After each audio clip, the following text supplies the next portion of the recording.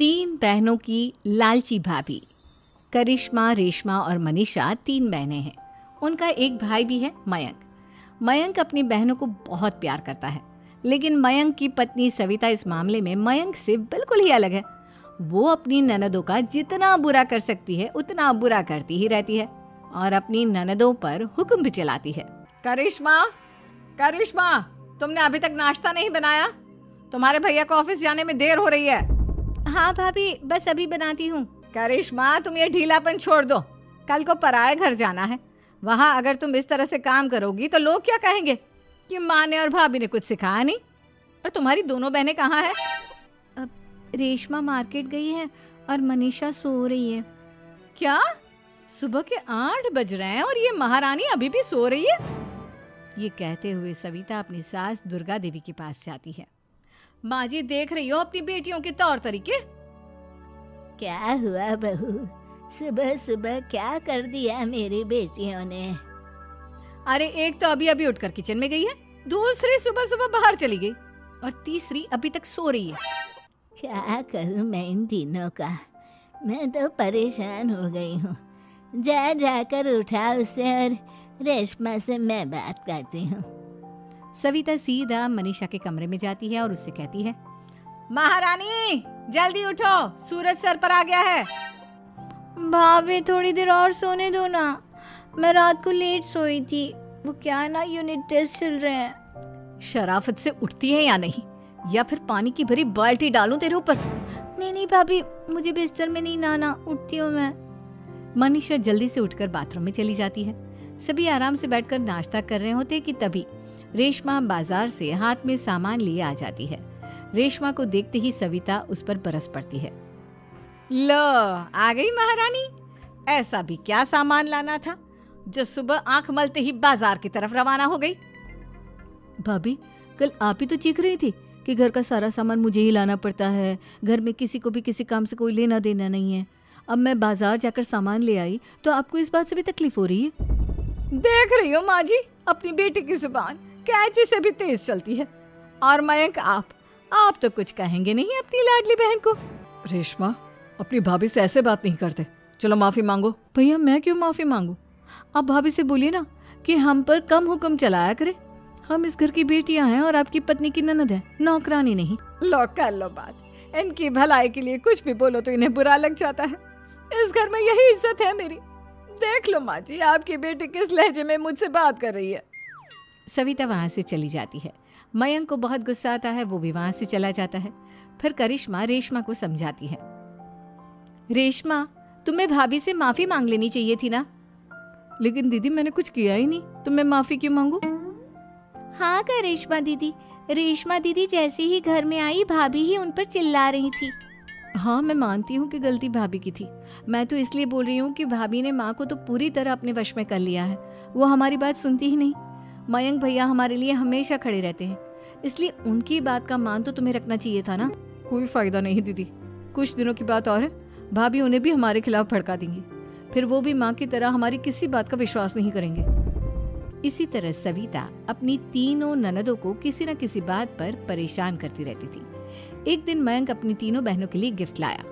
करिश्मा, ये तुम्हारे लिए हार का सेट। रेशमा, तुम्हारे लिए सुंदर सी ड्रेस। और मनीषा, तुम्हें किताबें पसंद है ना, तुम्हारे लिए किताबें लाया हूँ।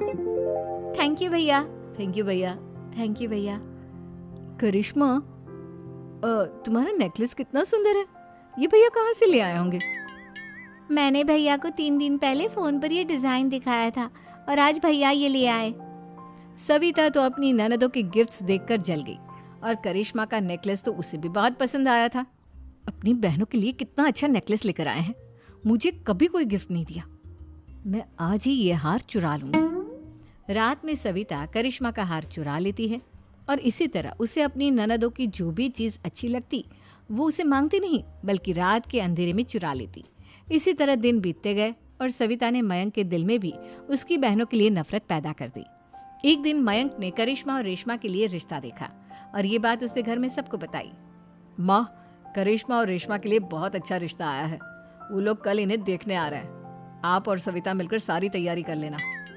ये सुनकर करिश्मा और रेशमा खुश हो जाती हैं, लेकिन सविता सोचती है, अगर इन दोनों बहनों की शादी हो गई तो घर और बाहर का काम कौन करेगा? मनीषा तो एक नंबर की कामचोर है, उससे तो किसी बात की उम्मीद लगाना ही बेकार है। मुझे इस शादी को रोकना होगा। अगले दिन सभी लड़के वालों के स्वागत की तैयारी करने में लगे होते हैं। तभी मयंक अपनी बहनों से आकर कहता है, तैयार हो गई तुम दोनों? देखो दोनों लड़के बहुत अच्छे हैं, मैं कोई कसर नहीं छोड़ना चाहता, इसलिए तुम उनके सामने अच्छे से बिहेव करना और अपनी भाभी से लड़ने मत लग जाना। करिश्मा, तुम वो नेकलेस पहन लो ना जो मैं तुम्हारे लिए लाया था। भैया मैं बहुत देर से वो नेकलेस ढूंढ रही हूँ, लेकिन मुझे मिल ही नहीं रहा। क्या तुमने नेकलेस खो दिया? तुम्हें पता भी है वो कितना महंगा था? तुम कोई काम ढंग से नहीं कर सकती। मयंक गुस्से में वहां से चला जाता है। थोड़ी देर बाद लड़के वाले भी आ जाते हैं। वो दोनों बहनों को पसंद कर लेते हैं और रिश्ता पक्का हो जाता है। लेकिन सविता के दिमाग में तो कुछ और ही खिचड़ी पक रही थी। वो पंडित जी के पास करिश्मा की कुंडली लेकर जाती है और उन्हें पैसे देकर करिश्मा की कुंडली बदलवा देती है।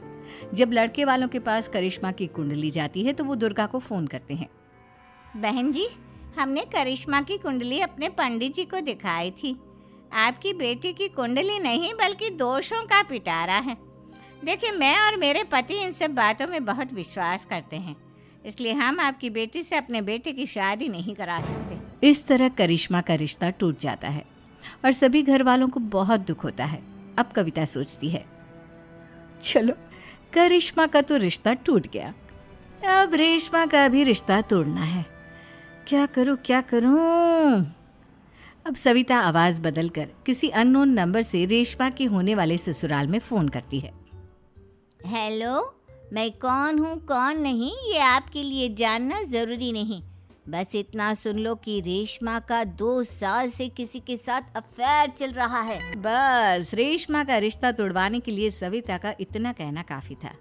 अब रेशमा का भी रिश्ता टूट गया। मयंक और दुर्गा देवी ने रेशमा को खूब खरी खोटी सुनाई और उससे बार बार उस लड़के के बारे में पूछने लगी। आप दोनों मुझे क्यों परेशान कर रहे हो? अरे कोई लड़का होगा मेरी लाइफ में तो मैं बताऊंगी ना, जब कोई है ही नहीं तो कहाँ से लाऊं मैं कोई लड़का? तो तेरे होने वाले ससुराल वालों को फोन किसने किया था? माँ मैं नहीं जानती किसने फोन किया था, मैं सच कह रही हूँ। मैं तो पहले ही कह रही थी इसकी लगाम खींच कर रखो, लेकिन मेरी सुनता ही कौन है। आप चुप रहिए भाभी, ये सब आपका ही किया धरा है। अब तीनों बहनों को विश्वास हो जाता है कि ये सब उनकी भाभी ही कर रही है। तीनों बहनें अपनी भाभी को सबक सिखाने के लिए एक वकील कर लेती है और घर में हिस्सा मांगना। देखो भैया, माँ बाप की जायदाद में जितना बेटों का हक होता है उतना ही बेटियों का, इसलिए इस घर के 4 हिस्से होंगे और हमें अपना हिस्सा चाहिए। मैंने तुम्हारे लिए क्या क्या नहीं किया और तुम इस घर में हिस्सा मांग रही हो? भैया, आप और माँ हम बहनों की कोई बात नहीं सुनते हो और भाभी हमारी शादी नहीं होने देगी क्योंकि उन्हें लगता है कि आप हमारी शादी में ज्यादा पैसा लगाओगे और उन्हें हम जैसी फ्री की नौकरानी कहाँ मिलेगी। तो हम भाभी के साथ तो रह नहीं सकते, हम बहनों को अपना हिस्सा चाहिए।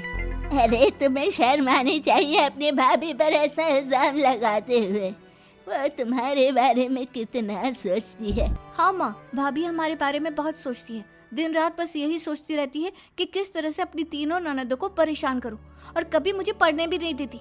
दोनों बहनों का रिश्ता भी तो इन्होंने ही तोड़वाया है और रात में हमारे कमरे में आकर हमारी चीजें भी चुराती हैं। इसी तरह सविता की तीनों ननदें अपनी बात पर अड़ी रही।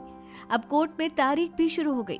जब सविता को लगा कि उसकी तीनों ननद इतनी आसानी से नहीं मानने वाली, तो उसने अपने पति और सास को सारी सच्चाई बता दी और अपनी तीनों ननद से माफी मांगी।